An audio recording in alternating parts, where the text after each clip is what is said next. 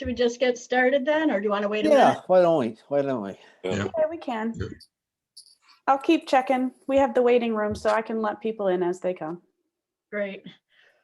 I'll just jump in then, okay, Sarah? Yep, go right ahead. So at our last meeting, I think the main sticking point, I guess, or the point that we wanted to resolve was, what types of development should be allowed in a conservation subdivision. So we gave it some thought, and I actually had a conversation with Shauna about it, and we kind of worked through some ideas. And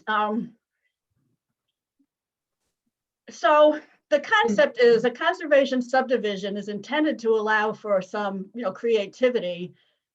The site itself will limit what can be built there. So we didn't want to be too proscriptive in our draft as to what is allowed and not allowed and each zone and so forth, but rather have a set of guidelines, but also leave some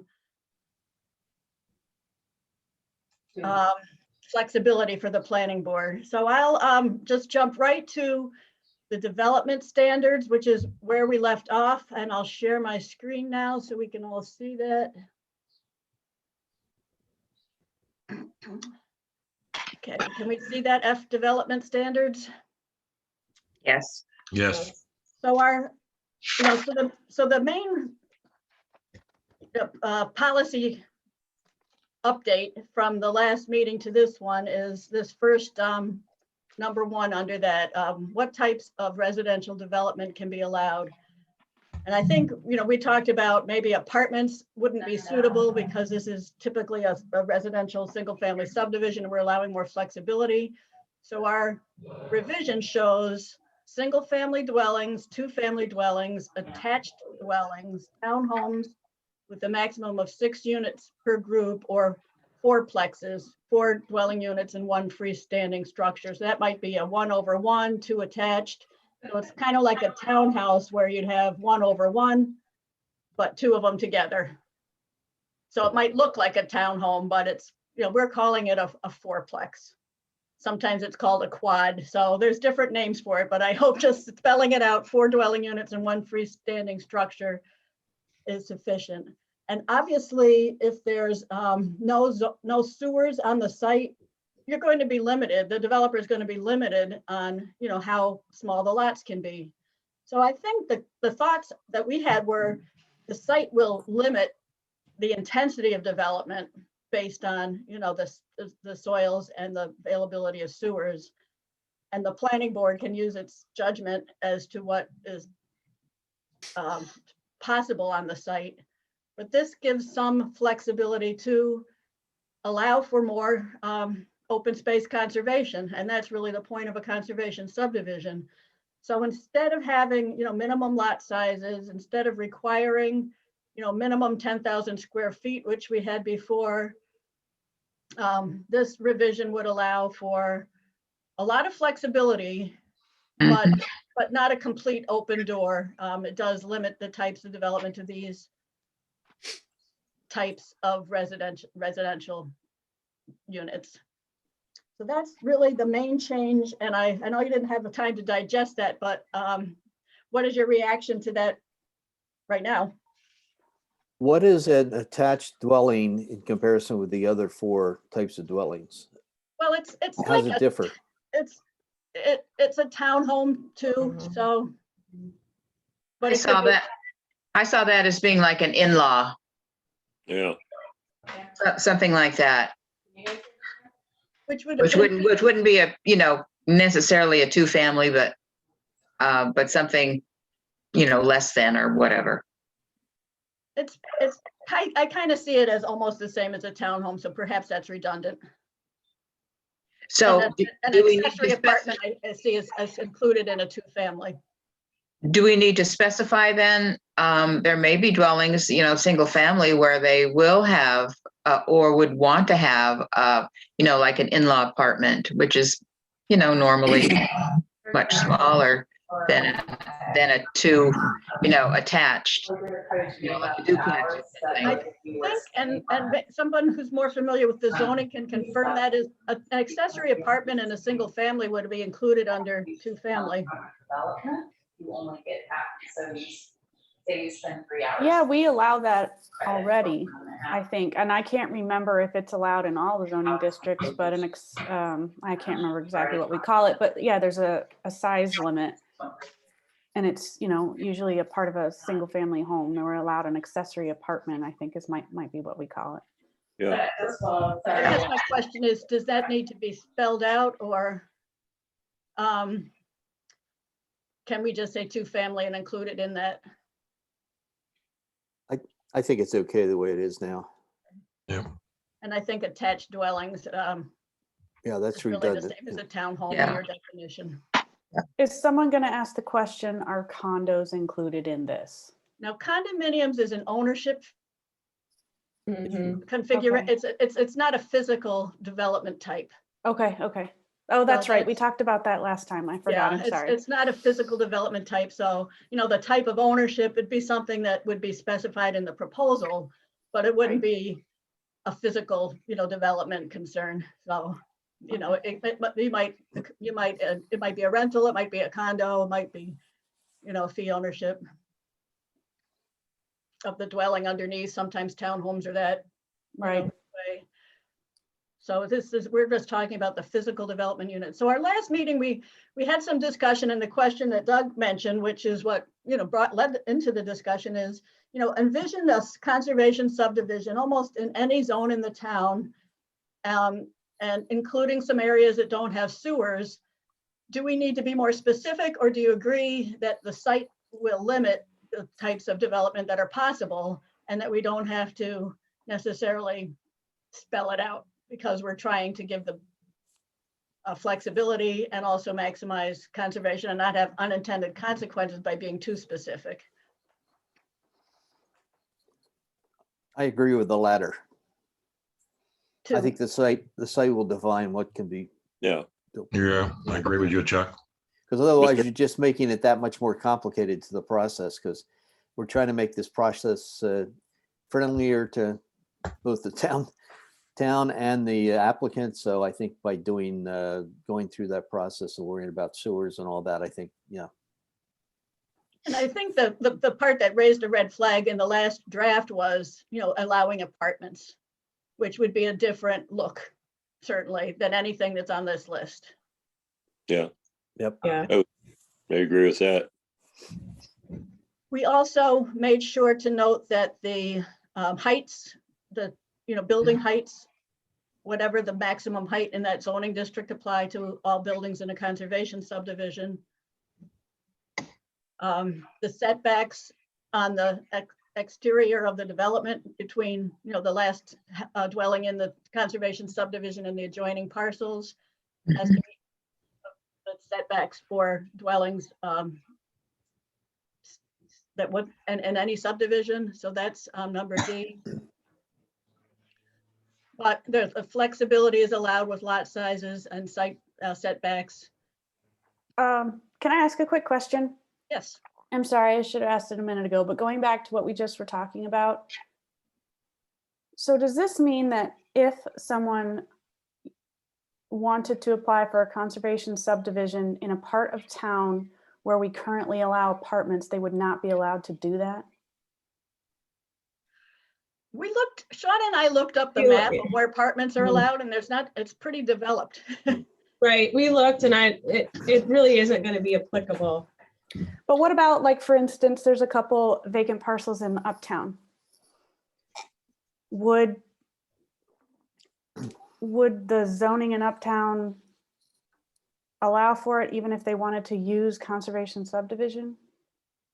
Or would that just not happen? I just want to make sure we're not like, Are you talking about restricting. in the district that's already defined in the Uptown? What are you thinking of? Which ones are you thinking of? Oh, like the ones on Parkside. Right, degree of- well, go ahead, Chuck. No, I was just gonna say, what degree of conservation assets do those properties have? I mean, Yeah. what are we trying to protect? Specifically, I can't visualize I mean, there could be some trees and, maybe I don't think there's any floodplains or. I'm just saying if wetlands. they wanted to try and increase density and use conservation subdivision in their application, would they all of a sudden not be allowed to have an apartment there? I don't know if that would even happen. I just wondered.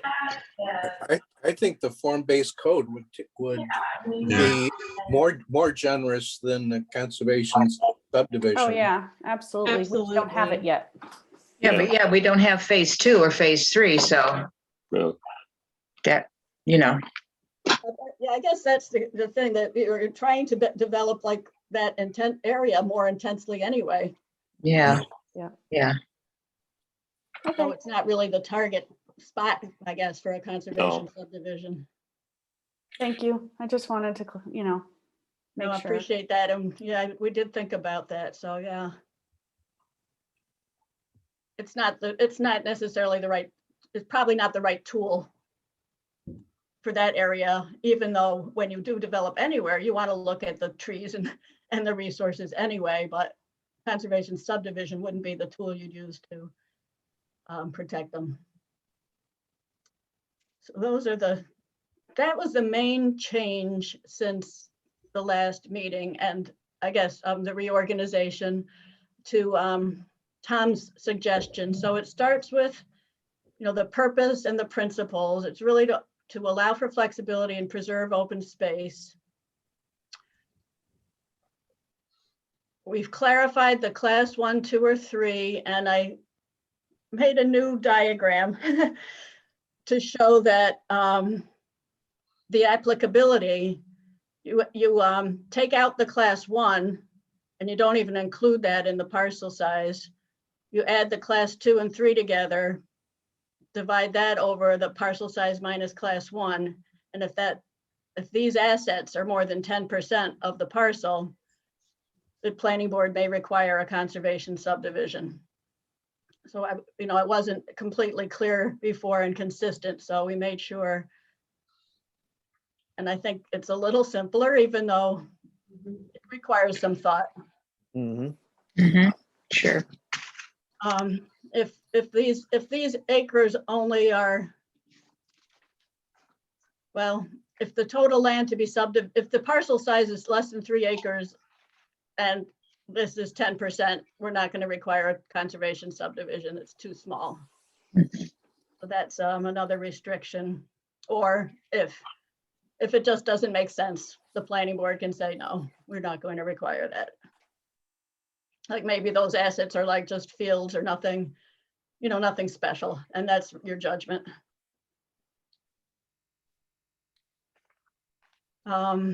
And then the first step is the conservation analysis, where you look at what's the constrained and unbuildable lands, the priority conservation assets, the other conservation assets, and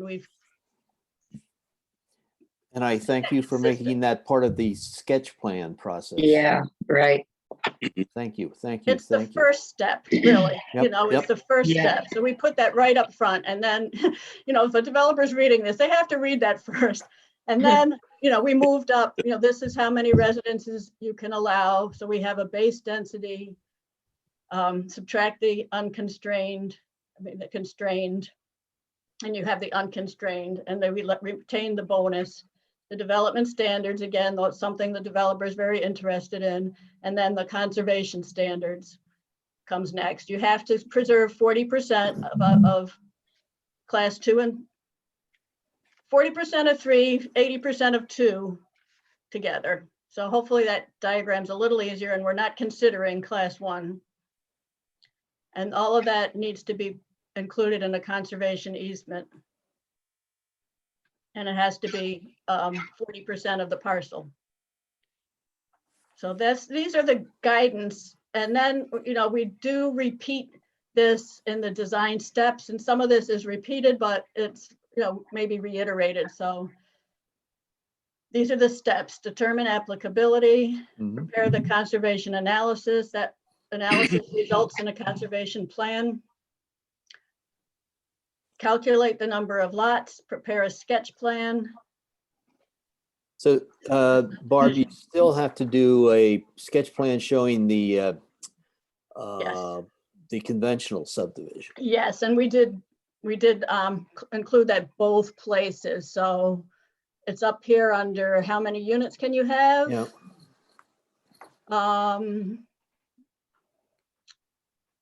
You have to draw a plan to make sure they fit. So you do a simple calculation by dividing the base density by the Mhm. allowable units, but you have to do a sketch plan to make sure it fits with a conventional subdivision. And we repeat that in the step-by-step. Prepare a map, look at all your assets, plan the number of development units, and there it is, number C, this conventional subdivision to show it that Yep. they can fit outside any constraint or unbuildable. So the smaller of the two, if it's a really odd shaped lot and maybe has a lot of acres, but there's no way you could fit, you know, houses on it. They have to show that it fits. I'm sure the developer's going to come up with a conventional subdivision plan that probably meets the base density. Yeah, they're pretty clever with that. Oh, yes, they are. Yeah. It gives, Right. it's something they'd never consider building because it'd probably be too expensive or whatever, but at least it would show as a model for a conventional subdivision. Yeah. Right, so that's the sketch, and then the sketch plan, which is in the regular, you know, in your subdivision regulations, preliminary plat, again, paralleling your subdivision regulations, and also, of course, referencing those. And the rest, so there wasn't really much more changes. I'm going to just show you some of the edits that I made, because as I went through it, there were quite a few edits. You know, as you read it again and again, you find the things that are, you know, consistent and maybe not clear. So open this wider. So I didn't list archaeological. I was trying to think of a way that archaeological resources would be protected by conservation subdivision. It's not in it's not in our hierarchy, so I deleted that. Is any issues with that? It's not the main point, but well. That's covered Is to it- some degree isn't by that seeker. Wouldn't that be covered in seeker anyway? Yeah, that's what Yeah. I was thinking. Yeah. Should be. Right, and that's what we thought. It wasn't the main thrust of the Yeah, conservation subdivision. I think that would be probably a subset of, you know, cultural. Right, so you can look at the NRI and see that those are important, but it's not Yeah. the main thrust. So that's kind of generalized that. So we use the term conservation assets throughout.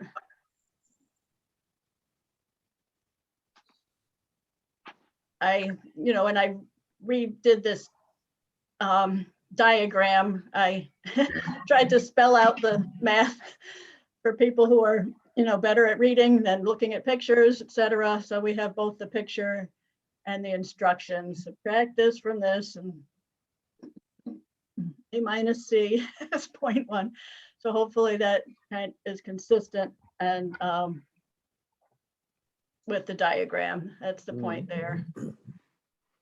So I put this draft on the Google Docs. So, you know, after this meeting, you know, if people want to just spend some time with it and just in any markups that you see, you know, kind of like a final edit, if after this meeting we feel we've agreed on the content, I did want to give you a few days to, you know, to read it over and be comfortable with it. So it's in a Google Doc, so you can all, you know, weigh in. And And again, I don't think I gave that link to everybody. I just forwarded the documents, so I can send an email after the meeting's over with that in it. yeah, I mean, when we're talking about the next steps, you know, so yeah, you know, that might be a way for people to just to make sure you're comfortable. And there's some people who aren't here too, so just to read it through, test it. I know, Tom, you had a lot of suggestions, and I went through those again, make sure this is consistent, make sure this is consistent. I think I caught them all, but it's always helpful to have more eyes. Yeah, we all have to, you know, go through line by line and see if we come up with any more suggestions. Mhm. So some things are just clarified, and this just lists them all. We talked about, the hierarchy, so I made those changes from the table that we were working in. The streams have to be classified as C or higher, and within 25 feet of those are the mapped streams that are in the natural resource inventory. So class 2 priority conservation assets, now by definition exclude those unconstrained lands, because some of them obviously are wetlands that might be regulated, and I just want to make sure it's clear that it's a real hierarchy. It's either a constrained and unbuildable, take those out, class 2 that aren't included in constrained or buildable, or class 3 that aren't included in either of the other two. So throughout, we tried to make sure that was clear. The slopes 15% or more are priority, and 40% or more are constrained. So that was another one of the changes that we talked about in the hierarchy. And again, class 3, by definition, not included in the other classes.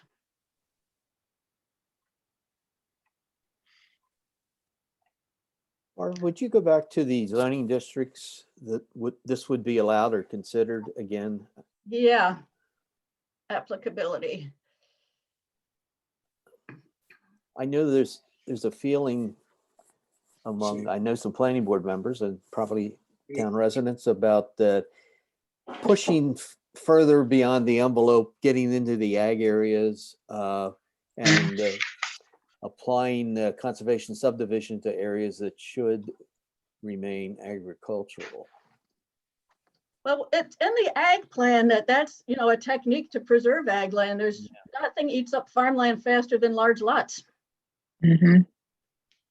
So I understand where residents are coming from, and it's maybe it's not intuitively obvious, but it really is a way to preserve farmland. If you have large lots, some towns, if you have a 3-acre or 5-acre lot sizes in an agricultural area, and you can drop them down to 1 and Yeah. preserve 50 or 80% of the lot with a good clear buffer between. At permanent preservation, you've just added to your permanently preserved farmland, maybe, 10 or 100 acres, depending on the size. Well, I know the town board members in the meeting know of the concern or consideration of a moratorium in parts of the town. Would this type of regulation relieve those types of concerns to ensure that whatever is developed out there would be done properly and with consideration for all our assets? Is that a question, Chuck? Well, I'm just thinking, I know, yes, it is a question, I guess. Would it help relieve the pressure that some people feel that we're just, we're be damned to the undeveloped or the agricultural areas, that we're going to push forward and the thing's going to keep reaching out, the border's going to keep reaching out further and further into the ag areas, and would a regulation such as this help ease that concern? I would think that it would help, yeah, because I mean, we're through this effort with this conservation subdivision regulation, it is preserving large quantities of land. But that said, there are people that would prefer to see, no development at all. Yeah. So for those people, no, it probably wouldn't be enough.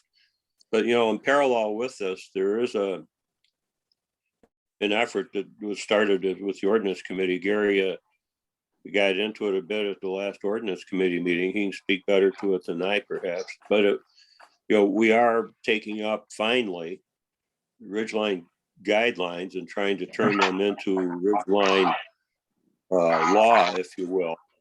To stipulate what really can and cannot be done in those areas. So I think that the combination of conservation subdivision plus that thrust with Ridgeline guidelines, and we do have a very good first shot at it that was developed by Saratoga Associates.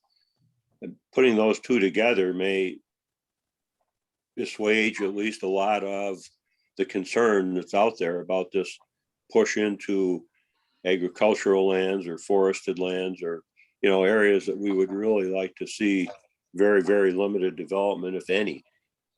Mhm. I think the key too for this code, and even the ridge line and the steep slopes, is about the continuity of the asset, the environmental asset that we'd be talking about. You know, we've always a parcel. Now we're starting with this draft here is to look around the parcel at what the assets are, the environmental assets are around the subdivision, and try to maintain the continuity so that we're not fragmenting these natural resources. So this is, to me, if we can also, you know, kind of make that a talking point, because a lot of people, they say, oh, they're going to take down all those trees or whatever, but making them, you know, more contiguous, or going with the environmental, you know, geology or whatever topography of the land, I think is an important piece of keeping it the integrity of what we're actually seeing, let's say on Middle Cheshire Road and the uplands. Certainly, yeah, I would agree with that. Serving on the agriculture committee, you know, I know that's one thing that with my background, I'm certainly, you know, a leading individual to save all the agricultural land we definitely can. And I think that, you know, with this, you know, conservation subdivision as well as the ridgeline, it'll be very beneficial. The one thing about it is that the Ag Committee always weighs in on any parcel on whether the soil types are, even though it may be so-called farmland, it may not be beneficial. And also the small acreage and stuff in many areas too, it's not beneficial to the farmers nowadays with the large equipment that they have to even spend time, you know, using those small parcels of land for agriculture anymore. Mm-hmm. I have one comment. I don't know how much this regulation is going to be helpful in preserving farmland unless that open spaces left on a parcel where this is applied are spelled out to still be used by the farmer who might already be using them. I mean, it'll preserve open spaces, but I'm not sure this is going to preserve active agriculture if it's used on a parcel that's currently being farmed or rented. You know, if it's sold and not available to them anymore, then it's not preserving agriculture, but it'll preserve open space. So I'm not sure of very many neighborhoods where we have open land that was farmed before it was developed that's still being farmed. It's kind of a rare case where you might find a, you know, a piece of farmland that's maybe surrounded by creeks, or maybe cut off on one side by a creek and the other side's farmland. You know, that's the parcel. So you'd really have to look at it parcel by parcel. I've seen them, you know, if I can find a picture of that real quick, I'll show you one where it would be a perfect design for a conservation subdivision. But just say farmland, you might even have like, what's the minimum lot size, remind me, in the agricultural areas of the town? Well, AR1 or AR2. The lowest density. Oh, 2 acres? Yeah, 2 acres. Well, 1 acre. AR1 is 1 acre and AR2 is 2 acres. Yeah. 2 acres is the biggest. Yeah, it doesn't give you a lot of space. Yeah. To preserve, right? Yeah. Right, I see what you're saying. So, you know, you're basically probably going from 1 acre to maybe 3/4 of an acre, you know, if you don't have sewers, right, at the smallest, maybe. So Okay. it doesn't leave you a lot. No, it doesn't. Could we see the Ridgeline regulations, once they're developed, become part of the conservation assets as part of this? That it would be part of the constrained land? That would be great. Let's do it. I mean, when you look at that, when you look at the Ridgeline regulations, you know, there's a lot of intention there to preserve it as much as possible. I know there is development allowed in some areas, but and especially on steep slopes, I don't know why it wouldn't be part of the constrained lands. You know, I mean, why wouldn't it be? Do we have to spell that out in this regulation that it would be? We haven't, I mean, we have indicated steep slopes, certain percentage of steep slopes, and called it out. Do we want to call out ridge lines, or is it just what it will be applicable because it's just part of code? Yeah, I don't think we're ready to call it out in this No. because it's not been defined when yet. when it becomes, yes. Yeah, You yeah. know. But I know, I guess most of the conservation assets that are defined in here are part of the NRI, and the NRI does not have a specific mapping for ridge lines. It's got the scenic view. Yeah. So I guess, and I think one of the things we're working toward in the ordinance committee is coming up with a way to define where the ridge lines would be as to where the regulations would apply. So I yes, think it's going to be, we're not ready to do it yet. yeah, not yet, but just regarding that issue, the committee that worked on that, we had that, it was a very difficult problem for us to consider that, actually mapping that. But I think what we've got now is that what we can work with is the actual field surveys. This is the thing that can indicate, you know, which kind of topography you're talking about, whether it's going to fall under the ridgeline guidelines or even the steep slopes. There's those calculations that will have to be made with each application. Mhm. So I think we didn't really talk about the ridge lines because they're not mapped yet, but they could easily be added, you know, to this later. I did find a picture my of a point. conservation subdivision, you know, hypothetical designed to preserve agriculture. So let me just share that with you. Okay. So this is the example. 2 to 6 acre lots. And you could, you know, fiddle with this. So this is a conventional layout, and it would be a 17 lot subdivision in a rural area. The gray, you know, this tan part is of farmland, and this colored part's a little slopey, right? So, you know, it's on a hill, there's some farmland on the lowlands, and this is in the town of Parrington, the southeast part of Parrington, so it's not too far from you. Mhm. And there's actually a farm, you know, road right here where this part is actively farmed and this part isn't. So how could that be designed as a conservation subdivision? Well, you can make some really nice hilltop lots overlooking the farm, buffers to separate them on the back lots. They're not like right on top of there's a, you know, a trees here. Or you'd plant more to separate them. That's important to, you know, create a buffer between the agriculture and the residential. And then, you know, the farm access road will still be there. And these people, you know, will be up in the hills. They're looking over open space and beyond. So you might say, well, I don't want anything to be developed there. And then you wouldn't have your 50 acres of farmland. You'd have, you know, 2 acre lots, and you wouldn't have you wouldn't be able to develop all these on the hills because of the slope constraints in this site. These sites are constrained by slope for the town regulation. So, but it was a 17 lot subdivision that ended up preserving 50 acres of farmland. Of course, hypothetical, but I think that's a good analogy to some land areas in the town. And So I think people are afraid of the term subdivision, or they, it evokes something that it might not be, what would actually be developed. You might be talking about a 5 or 6 or 10, 10 lot subdivision, with smaller lots than you would typically allow. So not 2 acres, these might go down to 1 or so. And still leave some land open.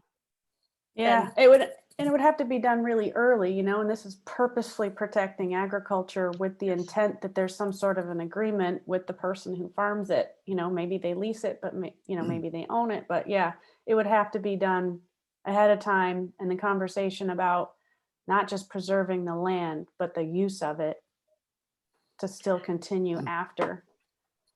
Right, and that's part of your land management plan, whichever the open space is for, whether it's for, maintaining a forest, a meadow, a wetland, a view, that would all be part of the management plan. There's usually something has to be done.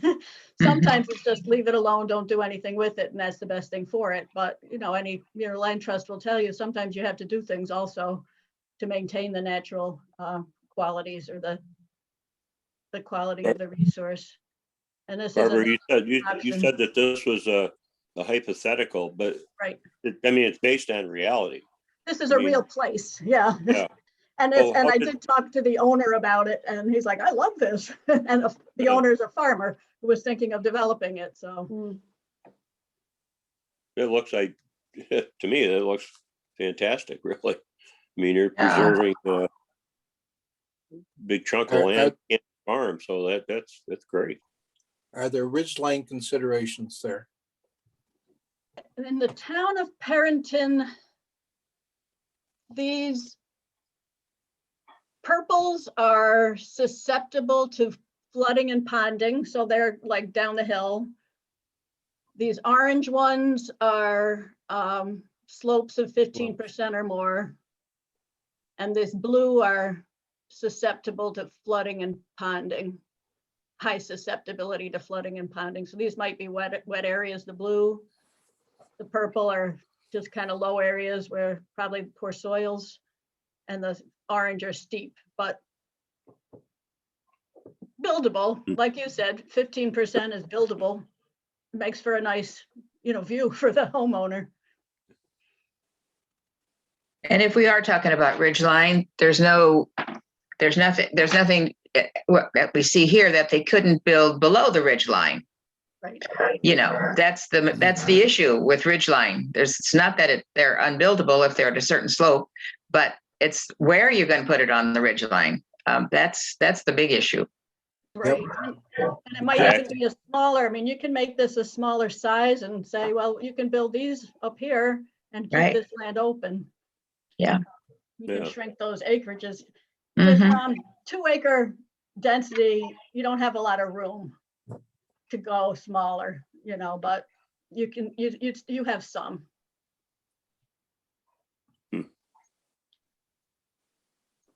So this is probably a better example where they're below 2 acres, a lot of these lots. Or some of them, so instead of like requiring variances, you would say, well, okay, let's make them all below 2 acres and preserve. What I might suggest is maybe doing away with the bonus in areas where it's, for the intent of farmland protection. Because with 2 acres plus a bonus, then you're really, you don't have a lot to work with. Mm-hmm. Yeah. And maybe that's not where you're looking to have public access, I'm not sure. But then, of course, the bonus is always optional, right? The town board has a say in that. Yep. And, a lot of it depends on the site. Oh, yeah, it's largely driven by the site. So Chuck, I know what you're saying, and I think people don't want to see subdivisions in the agricultural areas. But, maybe there's 3 scenarios. 1, nothing's ever going to get built there. Maybe that's not realistic. 2 2-acre lots are going to be built there. I'm just trying to give the a conservation subdivision potentially. Trying to give the town fathers not ammunition, but a justification for moving into some of these areas. And if we do it correctly, it can be done. They don't necessarily have to be a moratorium to prevent any development. Right. Yeah. Well, and they're going to Right. move in anyway. So if we give them this tool to use instead of like what Barbara just said, this is definitely better. It's even better if it doesn't preserve the farming activity, but still preserves the land. I Mhm. mean, we'd like to see something like this happen so that it could still be farmed if they want to. But, even the other option of just having it preserved and with smaller home lots is still better than what they could just go and do right now without conservation subdivision. No, one of the areas that's being currently discussed, it's a hot issue, is the former Cook property, 143 acres off Middle Cheshire Road, that a big chunk of which has been actively farmed, and you've got just about everything on that site, wooded areas, farmland, this kind of approach. Personally, I have no idea what's planned for that, or if anything's planned at this point, but this kind of approach is certainly something that should be very strongly pushed. Maybe we found a case study for our new regulations. Yeah, Yeah. You could try to, take that property and, apply the draft that we have and see how it works and how it doesn't work. that would be a great, I think it would be really good to do, because it would help us, it would inform us also, it would inform the town what we're actually doing here, because it's going to be on the uplands, and then the uplands from Westlake Road to Middle Cheshire, and then beyond Middle Cheshire. Those are the most, premier, I think, building sites that we're going to have in the town. So preserving all of the assets there would be a good study.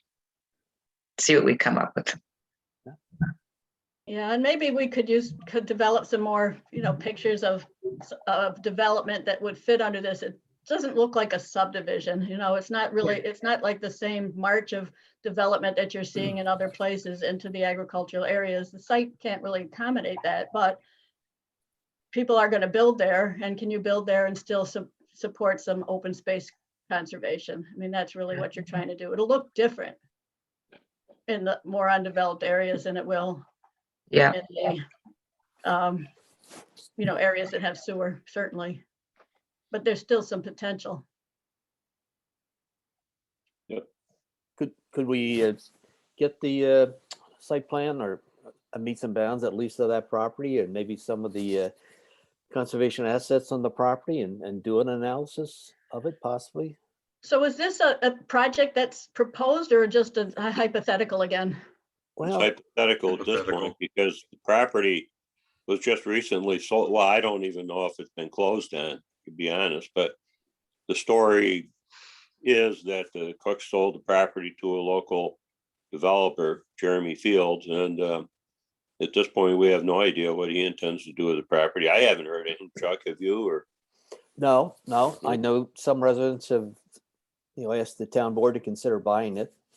And well, it's making sold that- already, So I'm just thinking that possibly this could be a win-win in the regard to, a development of some sort, but also the town getting either open space, either passive or active. So it's sort of,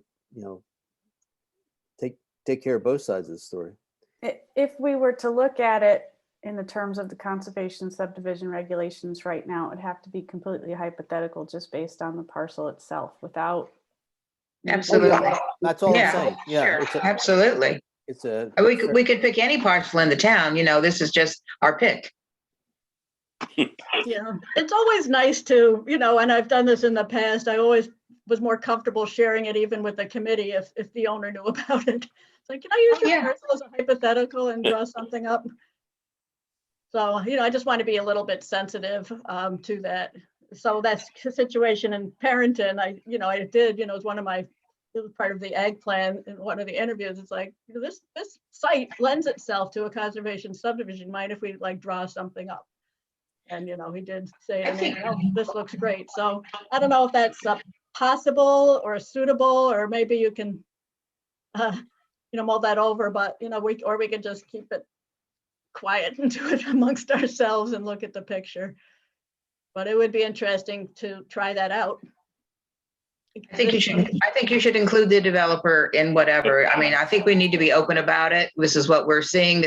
We may be able to work with a developer once they see the interest that we have.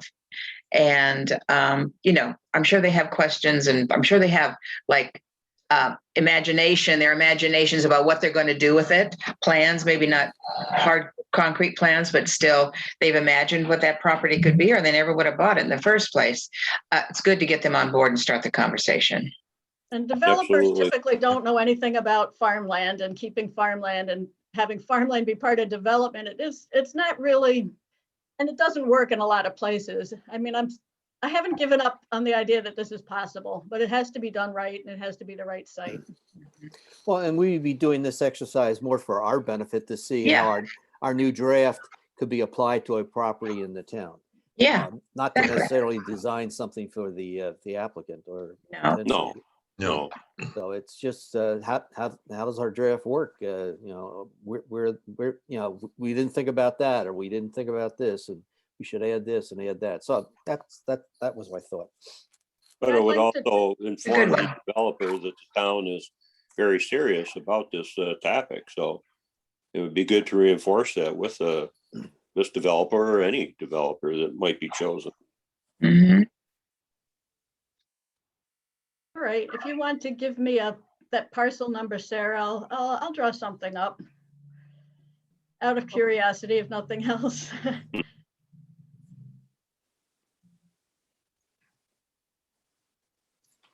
Okay, I'll talk to you about it afterwards, Barbara. Okay. I had another picture, but I can't find it right now. So another example in a hypothetical. But this one's not bad. That's good. All right. Sarah, let me go If you back want to- if you want to run that concept that what we're thinking about doing by Doug, certainly do that, please. If you're Oh, yeah. There were I just see some you have some conversations. you're sort of rolling your eyes a little bit. There were some conversations about a month ago about this. And we just have to be careful because there's a lot of rules around doing that, especially if there's an application coming, we can't do it at all. So we just want to make sure that we're following all the rules. Right. The last situation, that was an actual application that they were already, on the agenda of the town board. So we didn't want to get in the middle of that and muck up the, people's impressions of it before they'd even seen it. So this is a little different, but I still would like to make sure it's acceptable and makes sense. Okay. So just to run through the other changes, just clarity, conservation analysis, I think we covered this, the hierarchy. Using the term conservation assets. How to calculate the number of residents. So the applicant's going to draw it out, but the planning board's going to have the final determination. So we moved to the development standards and noted that obviously, well, maybe not, we spelled it out. If there's no public and water and sewer, obviously the minimum lot size needs to be based on what's possible to build there and meet all the health and safety requirements. We made sure the conservation standards are clear, moved them up to the front. That's the green means we moved it, no changes. Again, the process, spelling out the hierarchy, the conservation analysis, and the conservation analysis results in a conservation plan. So I tried to be consistent with those two terms. No changes there. And the open space to be protected by conservation easement needs to address the goals specified in the conservation plan, analyzed in the conservation analysis, and that's it. So What I'd like to see is a kind of a draft of a plan I think this is something new for us. I don't think we've looked at, or maybe the planning board has, I'm just not aware of it, plans for maintenance of open space and things like that. We've gotten into a lot of trouble in the past with our, with the town's belief that things would be maintained, or that there was some kind of a, accepted norm without anybody actually spelling it out.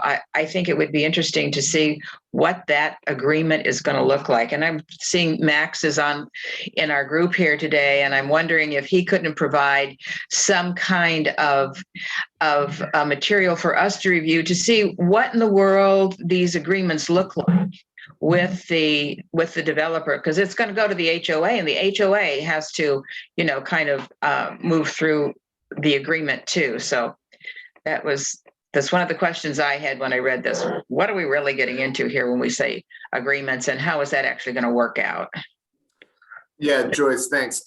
I agree with you. I think that's one of the biggest questions on my end, is the town will be involved with making sure that these HOAs are set up and don't disband, to be able to monitor and enforce these easements, which is a challenge. And so the town is going to have to set itself up to be able to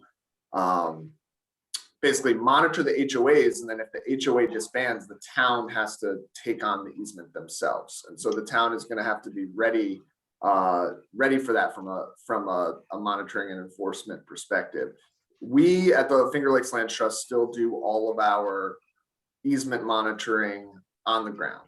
Some land trusts and municipalities are also then moving to aerial monitoring, which for some of these small open space easements might make that that burden not quite as high in that case. But yeah, there's definitely materials that we at the Finger Lakes Land Trust can share with Sarah and the town with kind of our monitoring policies and various things we utilize. Our stewardship staff is growing as we collect more and more easements. That's kind of the challenge for us, is that any legal challenge that comes up, or any kind of issue that we find when we're doing our monitoring, can be quite labor intensive, staff intensive, attorney intensive. And so as something like this means the town is going to be involved in more and more and more easements, the town is going to have to set itself up fiscally for that responsibility. Yes, and we would certainly want to consider the, monetary effects on that, on our budgets and our staffing too. I know we've had problems in the past with encroachment on, conserved areas, and thinking of Stablegate specifically, that is extremely difficult to enforce. I mean, we don't really have the mechanisms in place to do something like that. So any help that could be offered, or guidance, I should say, would be most appreciated. Well, the town's really learned a lot since Stablegate, and we looked at that example, and there's so many parcels you're talking about in the backyards of so many people. Having it just one parcel will help a lot. But Max is right. All of that needs to be spelled out in the town, and the town board needs to be aware of what it's going into, getting into. And if the organization that's charged with maintaining the conservation value of that property doesn't do it, the town's going to need to step in. Yeah, there are consequences. I mean, not only for the land, but for the entity involved with responsibility. Certainly. Yeah, and I did not make a lot of changes to the existing language because I thought it was pretty solid, but it's just a matter of executing and understanding and making sure it's clear and spelled out. Site by site, every easement that comes up. And, when you decide to require a conservation easement, you need to decide that those resources are worth it. And they're worth all the trouble of going through this land management plan, putting it under a legal easement, and, being ready to step in if the homeowners association or land trust, whoever's entrusted with it, isn't able to do it. Mhm. Needs to be an important resource. And the question of who gets to use the open space, the easement, whether it's restricted to just the HOA people who pay for and maintain it, or is it open to the public? And I know that's what we got into with the Miller Wilkin, as Yeah. to having the Mhm. public walking through a open space that's being maintained by the HOA. So you've got that issue too, but I think that can be tied up in the land management plan. Yeah, and that's part of your bonus, that's kind of the carrot. You earned Right. it. Mhm. And so Yeah. everybody who lives there, their house is a little bit cheaper, so maybe they don't remember that years later, but That's certainly an issue. Yeah, could be a marketing tool. Your house is a little cheaper because your neighbors can sharing- walk through you're- your backyard. you're sharing the costs among more people, really, basically. Yeah, but then as those places turn over in time, Right. the next Nobody owner, remembers. That's you why you can't got, rely on the real estate people and all those people to make sure that it's the customers are well aware, but I don't think that happens all the time. Yeah, that's one thing Jeff Morrell brought up, that this, with the Miller Wilkin, the type of HOA is much more restricted or Yeah. much more defined and has a longer lifetime than what they had at Lakewood Meadows. And Mhm. I don't understand the difference, but he said it is different, and it's not something that the HOA can walk away from or abandon. that's good news. He said it, I haven't seen it. Yeah. No, that agreement hasn't been formed yet either, really, so. No, nope, not yet. Getting there. Okay. So I guess if it sounds like, we've addressed the issues and have some consensus on the content, but I do want you all to be able to, take a closer read. So Sarah's going to share a link to the document in Google Docs, which will allow you to comment right in the document and, note your Good. changes. I'm not an expert in that, but I've done it enough to see, how it works. It works pretty good. If you have any issues with that, let me know. Just so you know, this is my personal Google Doc account. It's not Labella's, but it works. So there's it works. You're taking a chance with us. Yeah. I think this link just gives you access to it. So don't share the link because I didn't list you all as allowed to edit. It's I just trust that it'll just be you and you're all allowed to edit. So if someone else gets hold of it and makes weird comments, oh well, we'll have to start over. But it's just this document that's out there. So nothing, there's nothing secret about it. We just want to have your comments and no one else's at this point. So Sarah, so let's say, is a week enough? It should be, yeah. Mhm. Do we want to schedule another meeting to go over any comments received, or? You want to see if there are something substantial that we can't comment on, or what is the sense of the board as far as whether the comments might require a meeting, or you want to wait and see? No, I guess I just wondering kind of, what would our next steps be? Well, the committee needs to sign off, and I guess, perhaps they can do that via email. Or not. I guess that's the question for the committee. I would say we sign off on what we have currently, and then if we can do a case study, apply what we have to that case study, and if everything seems to work out, then maybe we're ready to run it up the flagpole. Maybe we could review a land management plan just for that for the study, a parcel that we would be having, so that just, basics, not Sure. something, so that we could actually see what the town's getting into. This is my question, really. What is the responsibility of the town going to be, and the responsibility of the developer, so that everybody knows? That could be part of it. I think it's more of the responsibility of the homeowners association ultimately. Yeah, well, let's see. Yeah. Is Well, the one town thing- have one? Barb, do you have any idea then what you're setting for a time limit? The only reason I'm asking is that our next ordinance meeting is on the 7th of June. And this topic is on our agenda, even though we have the majority of the board or the committee members here today and have heard it, but there's a couple that haven't heard it.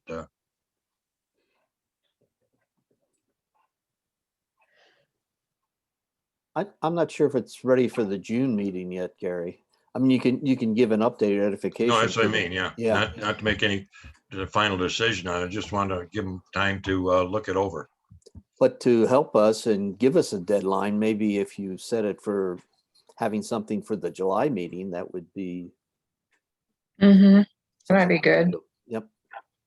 So the things that we want to do are look at a hypothetical case study, see how this would fit on a particular site, specifically with agriculture. Review a sample land management plan. Is there one that the town has from a past project that the board could look at that you have a written land management plan that was applied? I don't think so. I've never seen one. No. I'll see if I can find an example from another community. Maybe Max has one ready for us. Would you, Max? So we have forest management plans for forest areas, agricultural management plans.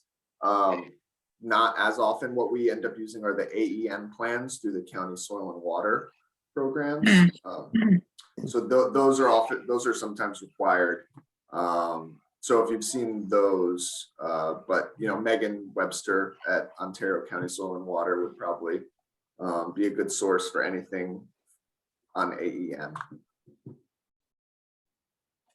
Yeah, I mean, for a land management plan for a preserved agriculture adjoining residential, you'd also, in addition to environmental management, want to include some buffers and, protection against trespassing, temptations and things like that. Yeah, if you want to see one of our nature preserves that we own management plans, we have those. So if that's helpful, I can share that with Sarah as well. We must have a plan for the Weifels farm, don't we, Terry? Mm, I don't. I don't think I'm so. not sure. I don't think. Are you talking about the PDR? PDR? Yeah. think Yeah. that. Oh, yeah, that's Different. different. That's But different. isn't that? Didn't we give that? I mean, isn't that managed by the land trust? Yeah, but there's a land management plan Well- and what he can and can't do. Yeah. I don't know that was authored by us. It may have been authored by them, but where that is, I don't know. I couldn't answer that time. So there's the easement, which we hold. Yeah. And then, but in terms of the actual details of the agricultural management of the property, that's typically, either a AEM type plan, or if it's a CAFO, it might be a plan like that runs through the Soil and Water Conservation District. Whereas the easement doesn't go into the same level of details regarding the agricultural practices as those plans might. But Okay. it does map the assets and show what needs to be preserved, right? Well, so the easement, so the thing that maps the assets is the baseline documentation report, which is the report with various maps and photo points prior to the easement being granted.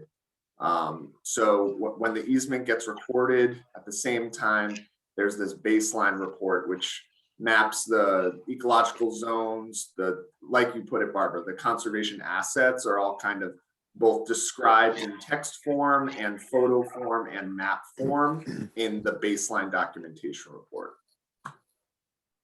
So we could share one of those as well. And those are required by the IRS for all conservation easements. Right. And that's what the town requires in its conservation easement Yeah. too. So the baseline condition report the management plan, how it's going to be managed, the monitoring schedule. So, I think that would be helpful to look at. And I know sometimes those are like written into the easement, right? But as long as it's all in there, it's going to need to be developed on a case by case. I know Brennan Marks and Chris Nadler are currently putting together a land management plan for the small conservation subdivision next to the hammocks. Uh-huh. And that was a condition of approval that be developed and approved before signing of the plan. So the plans haven't been signed yet, so it's in process, I guess. That might be interesting to review.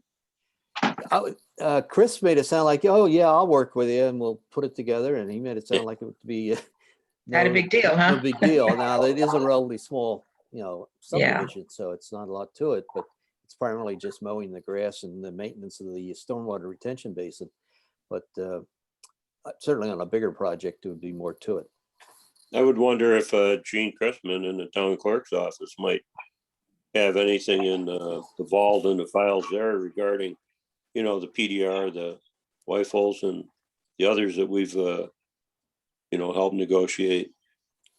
How She about may be Lakewood here. Meadows? Yeah, Tom, I'm trying to think on section 9, the last section up on the hill there. Did we require a land management plan, or was it part of the overall approval? I think we required a land management plan for the land that's to the south of St. James Parkway, Yeah, going down the hill from there. recollection. Mhm. Joyce, do you remember? I do not remember the. Mm-mm. Oh, Sarah, see if you could dig up some of, what the towns used in the past, because obviously it can What's on the help, books. either as models or what not to do. Yeah, right. And we'll find some If I easements, could so. bounce back to our original discussion, and not to put Shauna on the spot, but in your former work life, have you come up with other conservation subdivision regulations that would, for comparison to this, we were seeking something easier to enforce, and I don't think we've achieved this. We've made it more understandable, but not easier, Chuck. Yeah. Yeah, we were crying out for something simple, and it defies simplicity. It flows I- better, but flows longer, right? Right. Yeah. And I, two things. One, Sarah, I'll obviously work with you and see what I can find, and I'll talk to Chris Jensen because he's obviously familiar with what projects have, what regulations. I think the nature of this is that yes, we want it to be simple, but it can't be really. I don't have experience with anything simpler. Okay, I really don't. I mean, it would be ideal to just kind of let them, let it go. But the density calculation, you have to have something. And I think it is what it is. And you're not gonna make it any simpler than this draft, I don't think. And also remember the point that we had back in the beginning, starting this group, was to do a better job of preserving valuable land rather than just having developers use this to be able to increase density. yeah, The point was to make sure we really are preserving the land we want to preserve. I think that's more important than making it simpler, but you're right. If it's too complicated, we don't want that either. But yeah, like Shauna said, it really can't be too simple just because of what we're trying to do. We have to look at everything on the parcel and figure it out before they get started. Right. And I think that's just what we don't want to lose, is that it's really the developer designing around the conservation areas. So they fit what can be fit with the intent staying is, you know, preserve as much as possible. So yes, we do get some increased density, but not if you lose some of those constrained areas. And so that's the most important. The lots fit the site, not the other way around. Yeah. I think this is a good interpretation, or not interpretation, but it's a good code for a developer to sink their teeth into. I think that we have enough clarification in this document. They're not gonna read this and say, what? I mean, they're gonna say, oh, that's what they mean. I think that's the object here. It's going to help the developer to understand their responsibilities. And I think that's what's needed, really. And then it's clarified what our assets are and how we want to preserve them. So I think it's a good document. Yes, it is. I think it really will point out to them the advantages of their parcel and how they could use that to their own advantage to Absolutely. encourage people to buy their product by preserving. Yeah, and using right. that as an advertising tool. So And we would rather them use this than just using existing allowances under the zoning district. So that's the other question. I think that's back what you were saying, Chuck, right? You know, if it's too complicated, is it going to make them not want to use it? But if they use it, they can develop something with more homes in it that's probably going to end up being nicer anyway. Mhm. Oh, and the planning board can require it, so Right. it's not, Yeah, right. it's not completely voluntary. Yeah. And this is not something that they haven't, there's not a developer that's going to come in here that hasn't seen this before or some iteration of it. I mean, and that's the beauty of, I mean, they know now, and then people want natural resources preserved. I mean, the cookie cutter subdivisions, you know, we're past that. And as I said, I think getting the conservation analysis done up front, it makes the developer aware of what what hurdles or challenges he has. And it also helps the Yeah. planning board in terms of understanding, because a lot of times the developers have come in the past and just said, yeah, we got floodplain, we got wetlands, and they sort of draw a line around it. And they say, you know, their conservation analysis probably takes a half hour. So, and they put it in a corner on the plan. And you say, where's your conservation analysis? Oh, Yeah. it's up there in the left-hand corner. And, you know, that's not going to work. It's not going to work under these new regulations. So, you know, I'm glad we're adopting them or considering them. I think this speaks so clearly to our comprehensive plan and the direction that the town is taking in its preservation of natural resources. I just think it's an extension of that, and we are facing development pressure on our natural resources. So this is just a good step that the town is taking, and the boards. Yep. absolutely. Keep the horse in the barn. Yep. So it sounds like for this group to be ready to move the document to the ordinance committee, there's two things that you want to be more comfortable with, maybe three. So one is, how will this apply to a hypothetical site, to just be more comfortable that it's going to work? Apply it to another example. So I'd be happy to do that. I can get that done, you know, within the week. To look at some examples of land management plans to get a better understanding of what those do and how they're going to be applied, and, you know, how, just to become more familiar with what one looks like, so that you are comfortable that the outline here is going to be sufficient. And then third, just take a close read of the revised document. So how much time do you want to have that? And do you want to have another meeting before you go to the ordinance committee again? Yeah, I think you need one more meeting before July. I agree. Yeah, I Great. think Yep. those three items you pointed out, Barbara, it would be good to have Mhm. this group together to review them, and, Yes. you know, Mhm. it's quite Okay, a bit. good, yeah. different. So maybe 3 weeks from now? 2 or 3 weeks, yeah.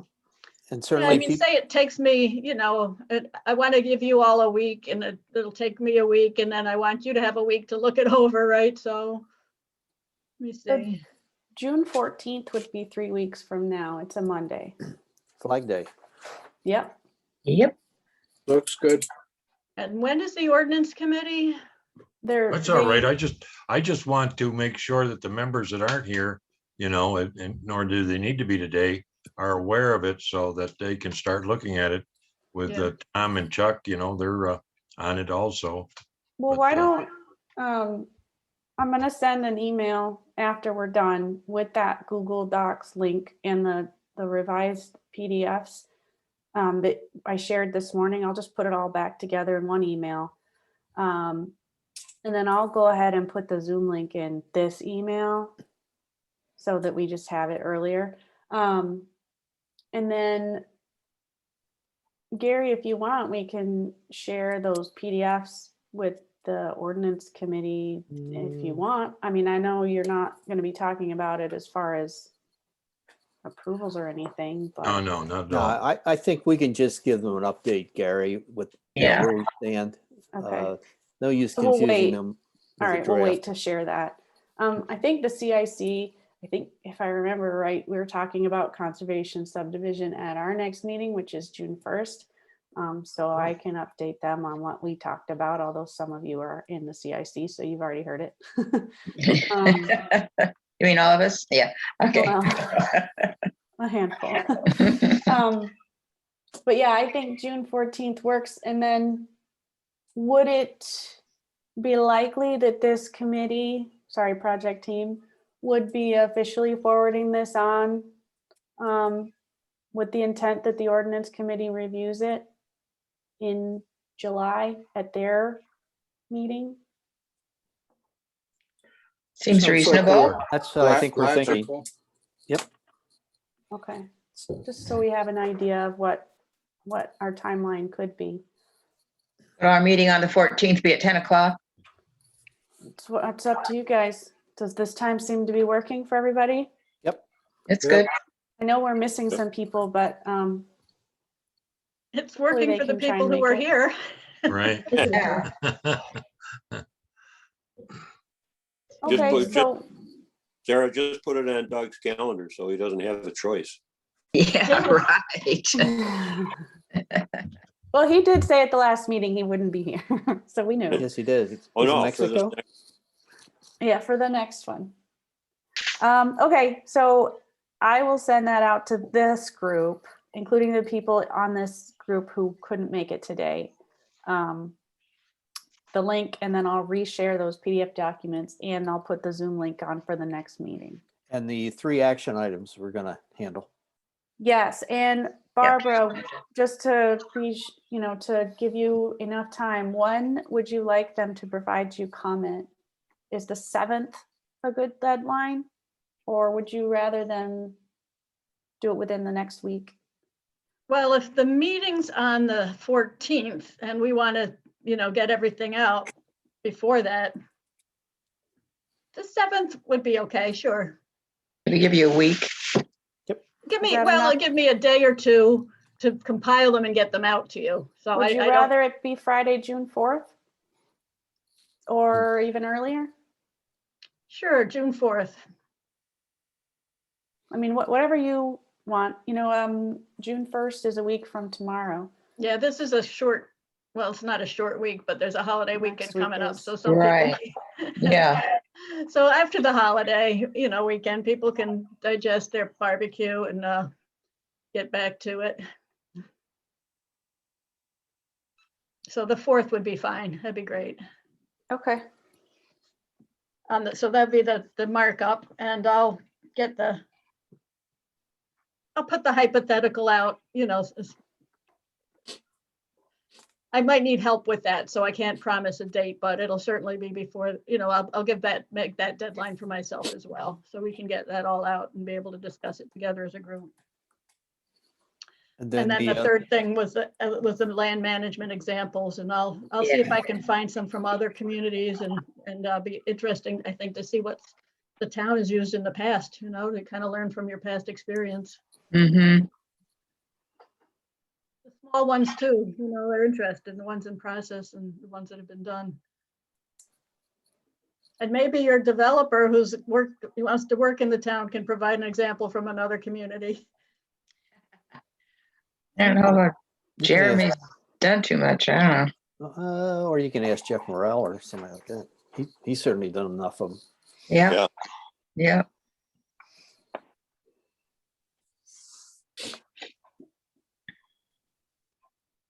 Okay. Okay, All right. Thanks, Barb. thank you all for your thoughtful Yeah. Thank you. input. Thanks, Barb. Have a good holiday. Okay, thanks, Barb. Looking forward to it. Enjoy your Thanks. week. Thanks, Sarah, for setting it You up. too. You're welcome. Thanks, everybody. Bye, everyone. Bye. I know.